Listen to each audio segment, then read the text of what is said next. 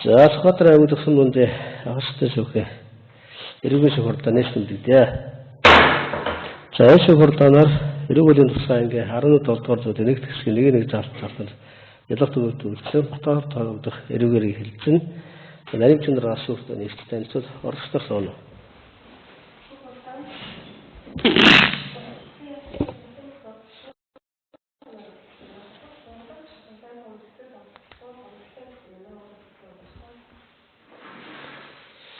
За шүүх хурдаанд оролцуулах хүмүүс бүгд ирсэн хүмүүс. За шүүх хурдааны дэгийг танилцуулъя. За шүүх танхимд орж ирэх шүүхийн шийдвэр уншиж сонсох үед шүүх хурдааны танхимд байгаа хүмүүс бүгд бас шүүхд үнэтгэл үзүүлнэ. За шүүх хурдаанд оролцох шүүхт хандаж үг хэлэх мэдүүлэг өгөх асуудлаасаа босно. За шүүх хурдааны оролцсноор шүүхийн шийдвэр байлцна. За мөн оролцсноор хурдаанд оролцогчийн дэг шүүх шийдвэр цагт үүрэгтэй гэдгийг тайлбарлая. За шүүгдэх шүүх хурдааны дэг зөрчил тохиолдолд түүнийг танхимаас гаргах хуурдсан сануулна. За дахин зөрчил гарвал шүүх хурдааны танхимаас гарч шүүхийн шийдвэр унших танхимд байцуулах зохицуулттай. За улсын иргэч шүүх хурдааны дэг зөрчил тохиолдолд сануулга өгнө. За дахин зөрчил гарвал зөрчлийн тухай хуудасаас дөрвөн шийдвэр оруулах зохицуулттай гэдгийг тайлбарлая. За шүүгдэгчийн биеийн байцаалтыг танилцуулъя.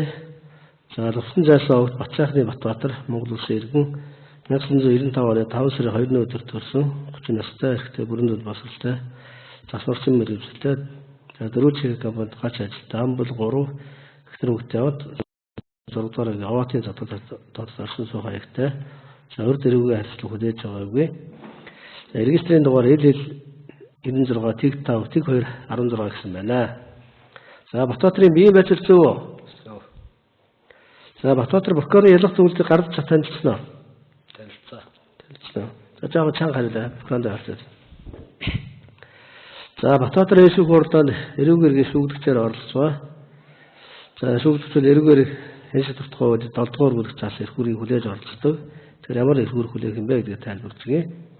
За ямар хэрэг шүүгдэж байгааг мэдэх хэрэгтэй. За сонсгоо яд эрүүгийн харилцааны талаар тайлбар гаргах хэрэгтэй. За баримтсал гаргаж өгөх, нотлохыг солиулах хүсэлт гаргах хэрэгтэй. За шүүх хурдаанд мэдээлэл өгнө. За мөн мэдээлэл өгөхөөс татгалзах хэрэгтэй. За шүүгдэх буй мэдээлэл авах хэрэгтэй. Эрүүгээр хэншилтэр байцааны талаар шүүхээс хууль заасны дагуу хийж зөвшөөрсөн мэдээллийг авна. За стресс томсон доктор шинжээчийн нөхөрлөлд хавцлцгийн материалтай танилцах хэрэгтэй. За шүүгдэгч өөрийнхөө өмгөөлөх хууль зүйн тусалцаа авах хэрэгтэй. За мөн шүүгдэгч гомдол төсөл гаргах хэрэгтэй. За шүүхийн шийдвэр үйл ажиллагаанд гомдол гаргана. За нотлохыг шалгуулах өсөлт нотлохыг гаргах хэрэгтэй. За шүүх хурдаанд оролцох шүүгч прокурор нарийн чанарыг хууль заасан үндэслэлээр татгалзан гаргах өсөлт гаргах хэрэгтэй. Ямар үүрэг хүлээж оролцох юм бэ гэвэл шүүх хурдааны дээс ихс оролцсон. За шүүхийн шийдвэр хууль ёсны шаардлагыг биелүүлнэ. За мөн хэргийн оролцоход нөлөөлөхгүй байх ийм их үүрэгтэй оролцох юм байна. За эрх үүргээ ойлгосноо? Ойлгосон. Өмгөөлөх шаардлагатай юу? Байхгүй. За шүүх хурдааны Сүхбаатар аймагт төгсөн дунд агштай шүүхээ шүүх тасан буян бид оролцох шүүх хурдааны нарийн чанар нэгчин улсын иргэцээр хэлтийн прокурор Дашням шүүгч Батбаатар нарыг оролцуулсан энэ шүүх хурдааныг явуулнаа. За шүүх хурдааны бүрэлдэхүүн оролцогч эдгээр хүмүүстэй гэр бүлийн гишүүн болон сатан төрлөө холбоотой эсвэл тухайн маргааны шийдвэрлэх сонирхлын болон хэргийн шударга шийдвэрлэх хэрэглээ бүх үндэс байна гэж бодвол оролцогчдод татвар гаргах хэрэгтэй. За улсын иргэц татгалзал байна. Татгалзал байхгүй шүүгч. За Батбаатар татгалзах юм байна уу? Бүрэлдэхүүн оролцож байхгүй. За нарийн чанар. За шүүхийн хэлцүүлгээ дарааллыг тогтооё. За шүүхийн хэлцүүлэг тэгтээ улсын ялгч ялах төвөөр танилцуулна. За үүний дараа шүүгдэж Батбаатар мэдүүлэг өгвөл түүний мэдүүлгийг сонсно. За дараа нь хэрэг зааварсан бичил шинжлэх судалт дараалал явуулнаа. За улсын иргэцийн шүүгдэгчийн зүгээс Гэмбургийн талаар ямар байсуртай оролцож байгаа. За шүүх хурдаанд ямар нотгой судалж оролцох, шүүх хурдаанд хэрэгжүүлэхгүй байх нотгой талаас асуулт баримт байгаас за мөн дараалал оруулах санал шинээр гарах баримт байна. Энэ талаар санал айлээ. За шүүгдэгч Б Батбаатарыг гэмтрэг үйлчлэн нотолж ялах чөөгөрөгт оролцсон. За ялах дүнлэлтэд дурдагчсан ялах талын нотлох баримтуудыг шинжилгээ судлан нотлох баримт шинжилгээ судлах дараалал санал байхгүй, шинээр гаргаж өгөх нотлох баримт байхгүй, за тусгаалan гаргах санал байхгүй нэ шүүгч. За Батбаатарын хувьд прокурорс зүйлсэн хэргийн зүйлслийг хүлээж авчирч байгаа юу? Маргаан байдгүй. Байхгүй асууж. Шүүгүүд шинээр гарах барил байна уу? Байхгүй. Байхгүй юу? За шүүхийн хэлцүүлэг эхлэе. Улсын шалгалт үйлчлүүлээ. За яллагдагч Б Батбаатар талбагдах эрүүг иргэний талаар Сүхбаатар аймгийн прокурорын газрын хэлэлцээний прокурор Дашнин Б 2025 оны 6 сарын 23-ны өдөр эрүүгийн цэцгаангийн 11 дугаар зүйлийн нийт хэсгийн нэгийн нийтэх талтад зааснаар эрүүгээрийг үйлчлэж яллагчаар татсан Б Батбаатар талбагдах 253 гурантыг 196-ыг 212 дугаартай эрүүгээрэгт Тус аймгийн цагдаагийн газрын хэрэг бүтэх засгийн мөрдөгч цагдаагийн ахлах цэцлэгчдээс хуваалцсан мөрдөн металлын ажиллагаа явуулж 2025 оны 7 сарын 8-ны өдөр хэргийг шүүх шилжүүлэх санал гарган хэлэлтэд ирүүлсэнийг 2025 оны 7 сарын 18-ны өдөр хүлээж авч хийнаад тэмдэглэнэ. За ялагдагч Батбаатарын согтуурсан үедээ буюу 2025 оны 1-р сарын 11-ний өдөр 23 цагийн Сүхбаатар аймгийн Баруун орчмын 6 баг Овоотын Задгай хотод хамтран амьдрагч Б Тунгалгыг гэр бүлийн дундын асуудлаас болж хил амаар доромжилж өснөөс нь дуулгааж хүлийн гуй хэсэгт нь 2 удаа өсвөлж зодсон.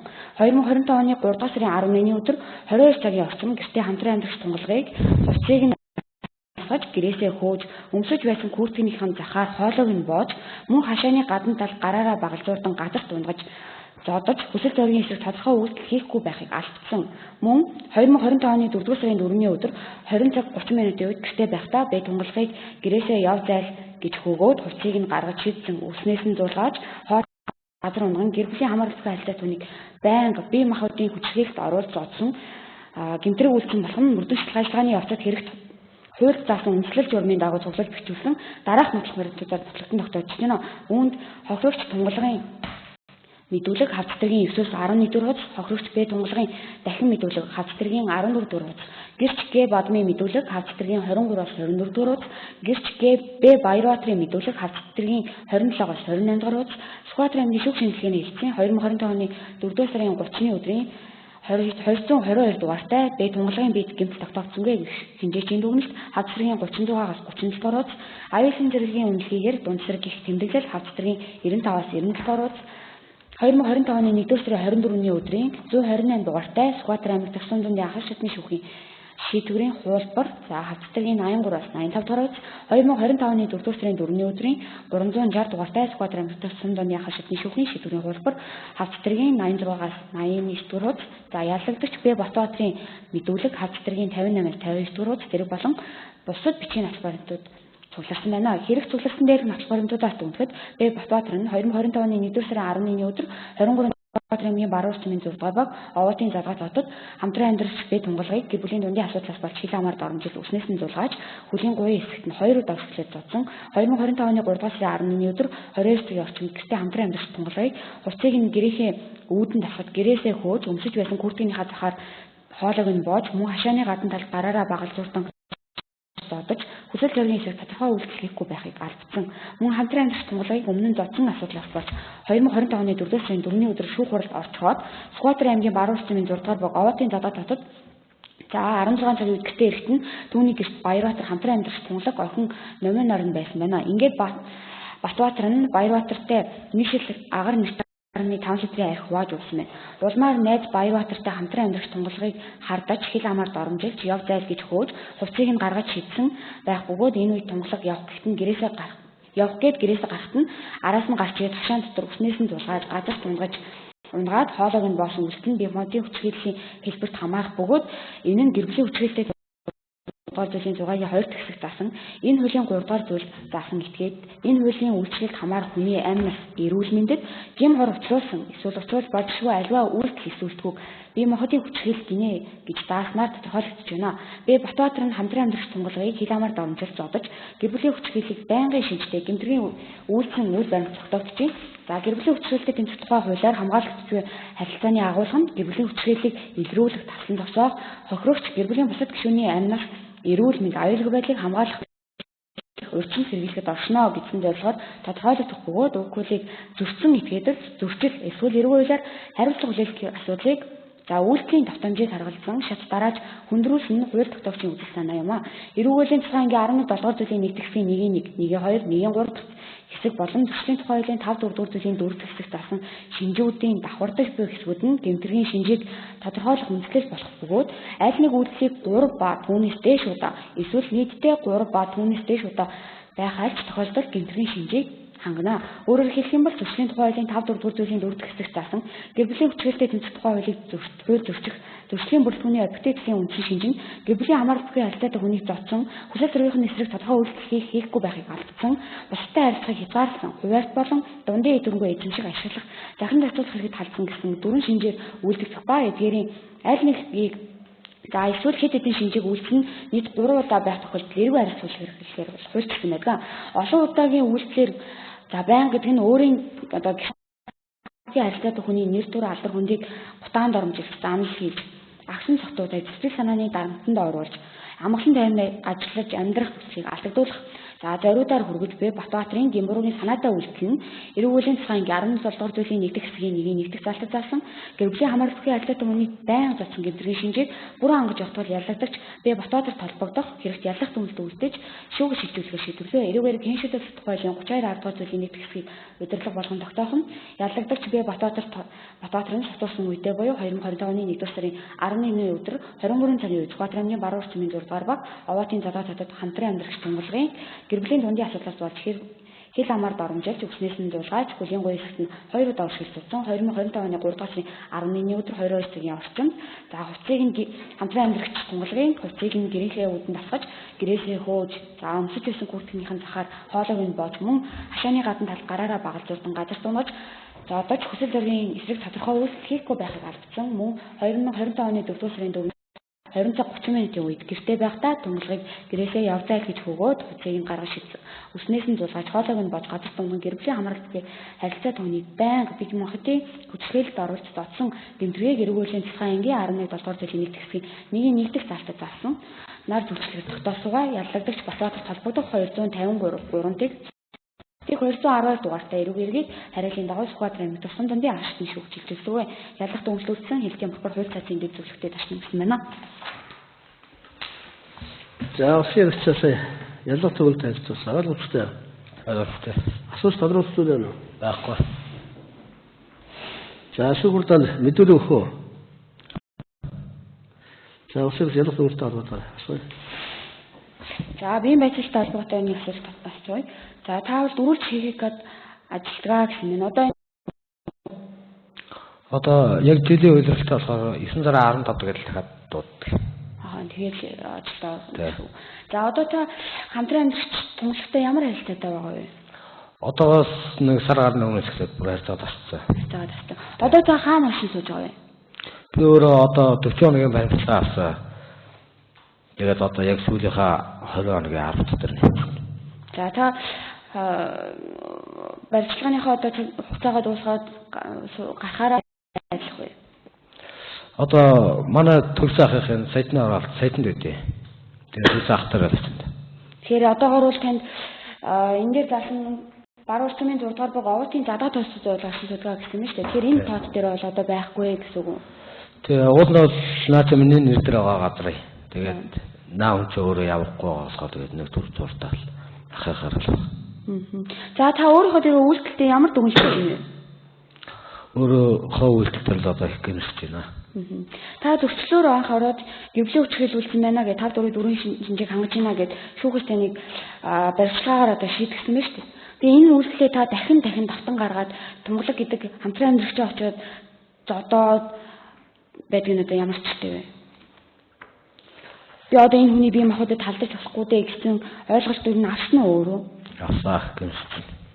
За өөр асуулт тодруулах зүйл байхгүй юм шүү дээ. За. Энэ Баруун 6 дугаарыг Овоотын задаа чиний газар байна тий. Юунд амьдардаг гэрч юм байшин дөө? Гашаант гэртээ. Тэр нэрийнхээ миний нэр. Гэрч өөрөө чинь гэр юм уу? Тэ миний гэр. Тийм үү тий. Одоо да тунгалаг хүүхдүүдтэй байгаа юм тий. Тэ. Тооны дондос хүүхд байгаа юу? Байхгүй. Байхгүй юм тий. Хэдийнээс чанцаа амьдарч байгаа та хоёроо? Одоо жил 3 4 сар болж.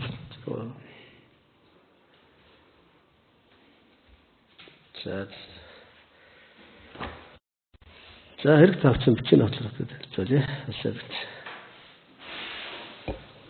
За шүүгдэгч бие Батбаатарын хувьд өөрийн үйлчлэн гэмтэрхтэй гэмрууга сайн дураар өглөн ширч авсралтай дурдсан болохоор энтүүдийг шинжилэн судлан тооцоолох саналтай байна. За Батбаатар хэрэгээс уншиж судлах зүйл байна уу? Байхгүй. За шүүхийн дүгнэлт гаргах ажиллагаа эхлэе. Улсын дэвш гэмөргийн талаар дүгнэлтээ гаргана. Яач.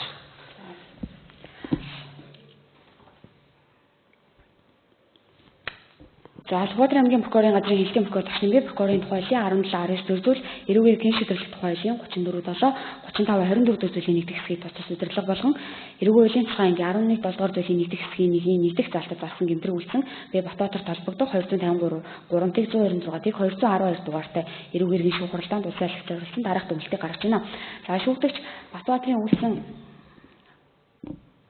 гэвлээ хамаарал бүхий харилцаатай хүнийг байнга бие махбод өвчлөлд оруулж авсан гэмтрийг үйлсэн байна. За мөрдөгчлөх ажиллагааны явцад хууль заасан үндслэл журмын дагуу цуглуулж хац зэрэгт бэхжүүлсэн. За түншлэн шүүхэлтааны хилцүүлгийн үед талуудын атлах баримтуудаар шүүгдэгч бие Батбаатар нь өөрийн үйлчлэгийг хууль шинжтэй болохыг ухамсарлаж зориул хохирол оролцуулсан гэмруугийн санаатай хэлбэрээр үйлсэн гэж үзэх үндсэлтэй байна. За гэмтрийн улмаас хохирогч тунгалгийн эрүүл мэндэд хохирлогчаагүй боловч түүний бие махбодод алдсан байна. Хохирогчийн зүгээс хохирол нэгэмжлсэн баримтууд гаргаж өгөөгүй байна. За шүүгдэгч Батбаатар нь дээрх гэмтрүүдийг үйлдсэн болох нь за түүний дурдсан нотлох баримтуудаар бол нотлогдсон тогтоогдож байна. За гэр бүлийн хүчирхээлтэй тэмцэх тухай хуулийн 3 дахь зүйлийн 3-1 нэгтгэгт гэр бүлийн хамаарлалт харилцаа тэтгэж гэдэг нь эхнэр нөхөр за гэр бүлийн бусад гишүүн хамтран амьдрагч за асран хамгаалагч харгалзан дэмжигч тэдгээрийн асрамж хамгаалалтанд байгаа этгээд тухайн гэр бүлд хамтран амьдарч байгаа этгээдийг гэж бол ойлгосон байна. За эрүүг хуулийн тухай ангийн 14 зүйлийн нэгдэх хэсэг засан хуульчлалын тайлбарт энэ хуульд заасан гэр бүлийн хамаарлалтын харилцаатай гэж гэр бүлийн гишүүд бусад шалтгаанаар хамт амьдарч байгаа гэрлэлтэн туслагдсан. За бусад шалтгаанаар хамт амьдарч байгаа болсон хүн асран хамгаалагч харгалзан дэмжигч асрамжийн үйлчлэгийг үзүүлж байгаа хүн тэдний асрамжинд байгаа хүмүүсийн хоорондын харилцааг болгоно гэж тус тодорхойлсон байх бөгөөд шүүгдэгч Батбаатар хохирогч бие тунгалаг нар нь хамтын амьдралтай байгаа нь хохирогч гэрчийн мэдүүлэг за шүүхийн шийдвэр зэрэг баримтуудаар тогтоогдож байх тул тэдгээрийг одоо дээрх хуулийн хүчлэлд хамаарах гэр бүлийн хамаарал зайлттай хүмүүс гэж үзнэ. За гэр бүлийн хүчирхэл гэдгийг гэр бүлийн хүчирхэлтэй тэмцэх тухай хуулийн 3 дахь зүйлийн 3-1 за 5 дахь зүйлийн 5-1-1 5-1-ийн 2 дахь хуульчлалд тодорхойлсон ба гэр бүлийн хамаарал зайлттай хүмүүсийн нэг нь бусад хэн нэгнийг сэтгэл санаанд дарамт оруулах эдийн засаг бие махбодод халдсан үйлдэл хэлтүүлдэггүй ойлгоход засан байдаг. Гэр бүлийн хамааралтай харилцаатай хүнийг байнга зодсон гэдэг нь тогтоогдсон тухай тулд гэр бүлийн хүчирхэл үйлдэж захиргааны шийтгэл хүлээсэн эсгээс үл хамааран гэр бүлийн хүчирхэл үйлдэх гэмтрийн шинж хангагдсан бол тооцдгоо. За байнга үйлдэх гэдэг нь тухайн гэр бүлийн хүчирхэл үйлдэх гэмтрэлд тооцогдох тухайн нэг төрлийн үйлчлэгийг 3 ба түүнээс дээш удаа үйлдсэн байхыг хэлэх ба тухайн үйлслүүд нь нэг гэмт этгээдийн зам төлөвшөл хэвшил болсон шинжтэй за цаг хугацааны хувьд завсарлагтай буюу завсарлахгүйгээр тогтвортой давтагддаг байх гэсэн утга агуулгаар ойлгох хууль одоо хэрэглэний практик болон хэвшсэн байдаг. Батбаатарын хувьд гэр бүлийн хүчирхэл үйлдсэн үйлдэлүүд нь байнга доктортой давтагдаж түүний зан үйлийн хэвшмэл шинж хандлагыг агуулсан буюу хамтран амьдрахчийнхаа эсрэг за элдв аргаар хүч хэрэглэхээр заншиж бие махбод сэтгэл санааны шаналл зөвөр за шаналгаад байдалд оруулж байсан болох нь тогтоогдсон. Тухайн гэр бүлийн хүчирхээлийн үйлдэлүүд нь зөрчлийн тухай хуулийн 1 5 дугаар зүйлд заасан тусгайлан заасан хууль хугацааны дотор үлдэгдсэн байгааг бол дурдах нь зүйтэй байна. За шүүгдэгч Батбаатар нь гэр бүлийн хүчирхэл үлдэж гэр бүлийн хамааралтай харилцаатай хүн бол хамтран амьдрахчдаа гэр бүлийн хүчирхэл үлдэж байнга зодсон гэмтрийг үйлсэн үйл баримт хөтөлбөрөөр тогтоогдож байх бөгөөд за шүүгдэгч нь бусдын эрх чөлөөнд хуульчлаар халдаж болохгүй өөрийн үйлдэлийг хууль шинжтэй болохыг ухамсарлаж мэдсээр атлаа гэмбуруугийн шууд санаатай хэлбэрээр одоо хэргийг үйлсэн нөхцөл байдал тогтоогдож байна. Ийм шүүгдэгч Батбаатарын дээрх гэмтрийг үйлсэн эрүүгийн эрэг авагдсан болон гэмбуруутай эсрэг тогтоох хуралдааны хэлтүүлгээр шинжилэн судлагдсанд тооцоолсон нотлох баримтуудаар нотлогдож байх тул ангийн 11 дугаар зүйлийн нэгдэх хэсгийн нэгдэх залтад заасан гэмтрийг үйлсэн гэмбуруутай цацах саналтай байна. За улсын зочид Батбаатарыг эрүүгүйн тусгай ингээ 11 долларын нэг хэсгийн нэг заасан гэмтрийг үйлсэн гэмбуруутай тооцох дүгнэлтийг гаргаж байгаа юм байна. За өөрөө ч одоо хөрш тунгалыг додсон үйл баримт хэргийн зүйлээр хүлээн зөвшөөрч байгаа юу? Маргаан байна уу? Энэ талаар одоо өөрийнхөө саналаа хэлнэ. Байхгүй хүлээн зөвшөөрч. За шүүгдэгчийн хувьд бол одоо хэргийн үйл баримт болон прокурорс үйлсэн хэргийн зүйлсийг хүлээн зөвшөөрч байгаа юм байна. За Батбаатарын хувьд одоо 2027 оны 1 сарын 11-ний 23 цагт зөвхөрсөн үедээ гэр бүлийн хамтран амьд сонголтыг ялгаагаар орж үснэн цолгож хөдөлгөөний гоёлт хоёр удаа шилж цад. За мөн 2027 оны 3 сарын 11-ний өдөр за Монголын гэрийн хувцсыг гэрийн хөвд нас гэрээсээ хөөх зовж байсан хувцсны гүрдний захаар хоолойг нь боох. За мөн хашааны гадна багцортой газар нугаан зодож зэрэг зодож төгсөл зэрэг тодорхой үйл хийх байхгүй алгадсан. За мөн 2025 оны 4 сарын 4-ний шөнө за мөн гэрээс зөвхөн хувцсыг гаргаж өвснээс нь болоод хоолойг боох зэрэг. За гэр бүлийн хамгаалалт ялцаад байнга бие махбодын хөсгөл зодсон. Гэр бүлийн хүчрхэл үйлцсэн буюу эрүүгийн тусгай 11/7-гийн нэг хэсгийг нэг заасан гэмтэргийг үйлцсэн болох нь хэрэг тавцнууд нотогдсон байна. За ийм төрөг дээрх гэмтэрэг үйлчлэгийн протокол тооцох хууль зүйн үндэслэлтэй гэж өгдөгдлээ. За энэ шийдвэрийн шүүх хугацааны тэмдэглэл тусах нь нарийн бичсэн дараа. За шүүгдэгчийг эрүүгийн тусгайгийн 11/7-гийн нэг хэсгийг нэг заасан гэмтэрэг үйлчлэгийн протокол тооцсон. За ийм түнд эрүүгийн арчлах хүлээх асуудлыг үргэлжлүүлэх хэлсэн. За улсын дэвш эрүүгийн арчлалаар дүнэлтээ гаргана.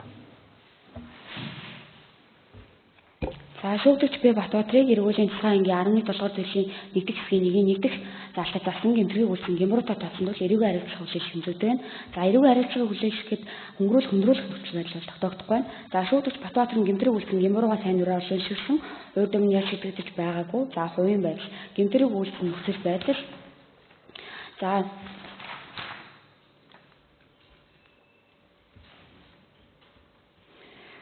түүний гэр бүлийн хүчрхийлэл үйлчлэн үйлдэлүүд нь байнга тогтвортой давтагдаж, за түүний зан үйлийн хэвшин шинж харамслагыг агуулсан буюу хамтран амьдарч хэсэг элдв арга хүчрхийлэж үйлчлэн байгаа зэрэг нөхцөл байдлыг харгалж заад эрүүгийн хуулийн цэцгийн ангийн 11 дугаар зүйлийн нэгдэх хэсгийн нэгдэх залтад зааснаар гэмтрэгт нь 1 жил 2 сарын хугацаагаар 20 хэл оногдуулах, за уг ялыг эрүүг хуулийн ерхий ангийн 5 дугаар зүйлийн 4 дэх хэсэг заснаар нээлттэй хорих байгууллагад идэвхжүүлэх саналтай. За хохирогчийг зүгээс шүүгдэгчээр хохирсон хэмжүүлсэн бол баримт гаргаж өгөөгүй ба гэмтрийн улмаас гарсан зарлыг иргэний шүүхэд нотлох үнэтэй бүрдүүлсэн нэхэмж хэсгийг нээлтүүлэх, шүүгдэгчийг баригчлаагүй цагтаа өрөг үчиг хэлхэлд оруулсан тооцоолох саналгүй, хэрэг хэн шийдвэрлэх ажиллагааны шүүгдэгчээр гаргах зардал байхгүй, хэрэг дүнжтэй эд зүйлгүй ба эдмүрийн баримт хуваагдсан зүйлгүй, за шийдэх дотоод хүчин төгөлдөө болтол шүүгдэгчид урд авсан хувийн баталгаар тасн сэргийлэх арга хэмжээг өөрчилж цагдаа өрөх тасн сэргийлэх арга хэмжээ авах гэсэн төгөлтөд гаргаж байна шүү. За бүрхэмийн дүгнэлт талбартаар Батбаатар шүүгд ханаас хэлэлцэл байна. За нэг жил 2 сарын хугацаар хорно гэж нээлттэй орох байгууллагад хорих ийм саналыг гаргаж байгаа юм байна. За өөрөөр одоо өөрийнхөө санал бодлыг хэлэх хэрэгтэй.